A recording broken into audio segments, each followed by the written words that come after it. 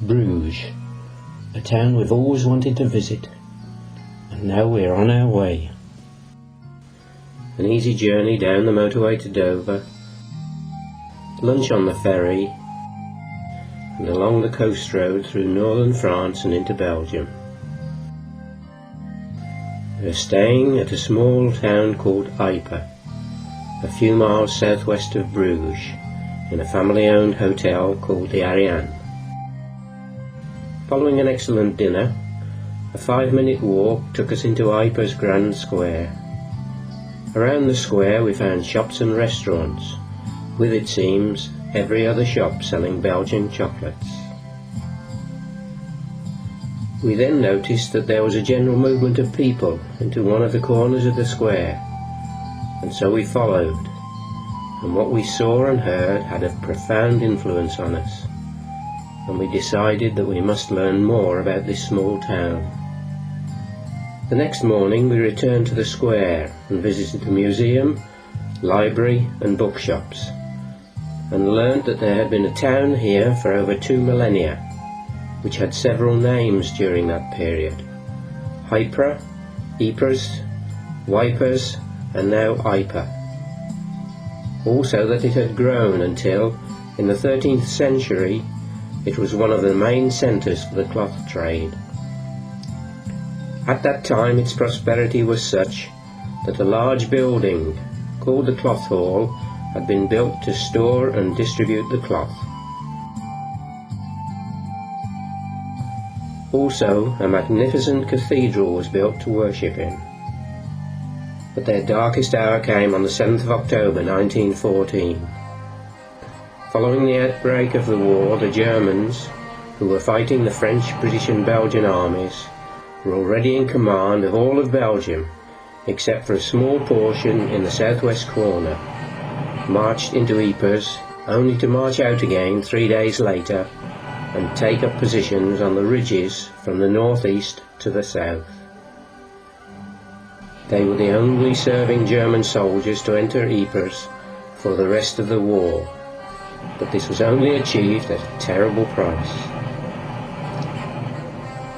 For all of the war, fighting in the Ypres salient never moved more than a few hundred yards, but the action entailed thousands of soldiers going over the top, only to be mown down by machine gun and cannon fire, and in addition to this, they had to endure the gas attacks.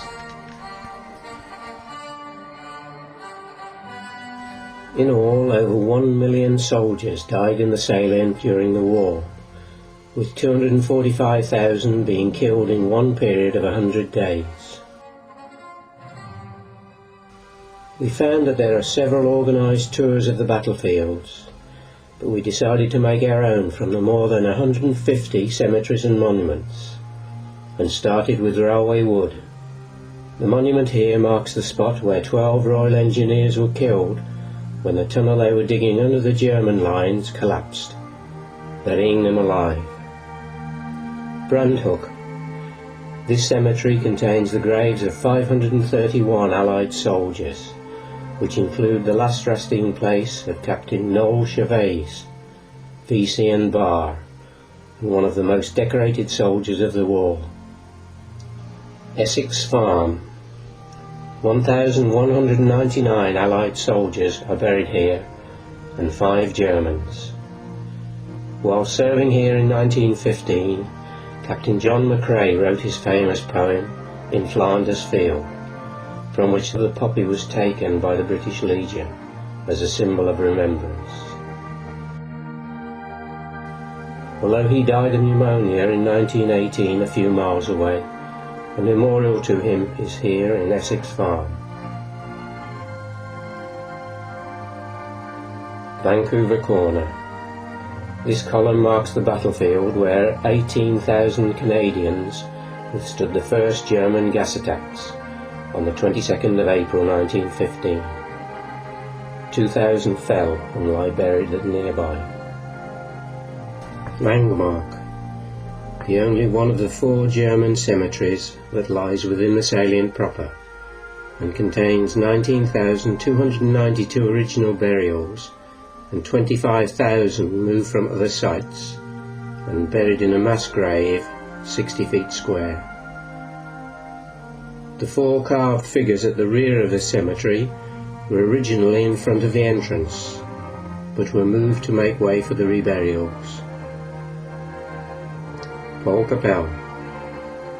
6,231 graves out of the total of 7,432 in this cemetery are for unknown soldiers.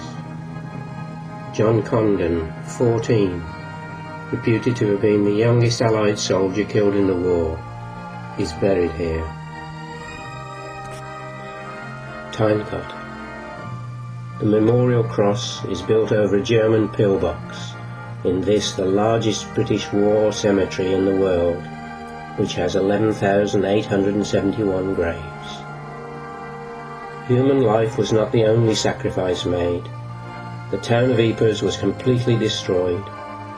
Not one building was left standing.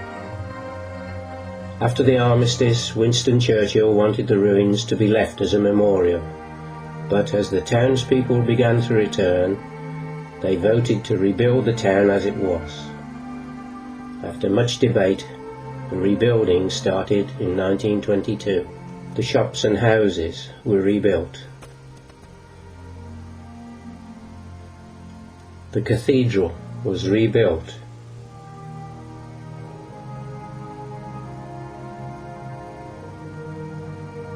The cloth hall was rebuilt. But the town also wanted to remember the sacrifices made, and so, between the old medieval ramparts of the town, where the gateway to Menin once stood, they built their memorial, dedicated to the men whose resting place is not known to man, but only unto God. Nearly 55,000 names are inscribed on the panels of the monument. The inauguration ceremony took place on the 24th of July 1927, which included the last post. Every day from 11th of November 1929 at 8 o'clock in the evening, the ceremony has taken place, with the exception of 4 years during the Second World War, when the Germans occupied the town. Visitors gather every evening. The content of the ceremony is flexible, as organisations and individuals are encouraged to take part, and the ceremony starts with the buglers from the Ypres Fire Brigade calling the assembly to order. Today, a piper played the lament.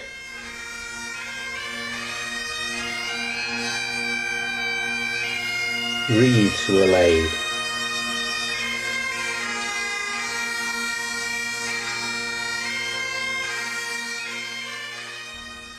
A 1-minute silence was observed. The exhortation was given. They shall grow not old, as we that are left grow old. Age shall not weary them, nor the years condemn. At the going down of the sun, and in the morning, we will remember them, we will remember them. And the last post was played.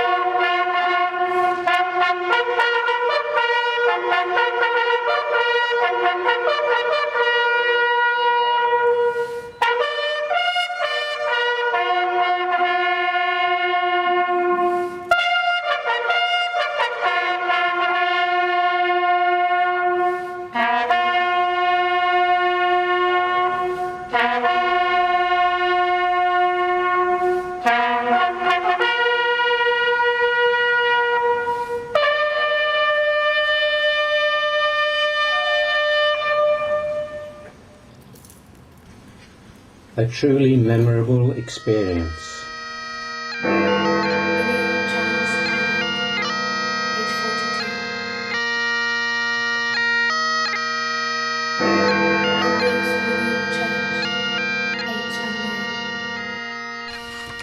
In Flanders field the poppies blow, between the crosses, row on row, that mark our place. And in the sky the larks, still bravely singing, fly, scarce heard amid the guns below. We are the dead. Short days ago we lived, felt dawn, saw sunset glow, loved and were loved, and now we lie in Flanders field.